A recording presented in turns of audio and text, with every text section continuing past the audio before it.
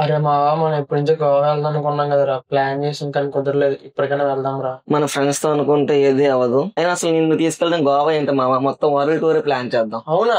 Goa tour కి దిక్కులేదు, నువ్వేంటి మా వరల్డ్ టూర్ అంటున్నావు? అయినా ఒకసారి నీ బ్యాలెన్స్ చెక్ చేయించు.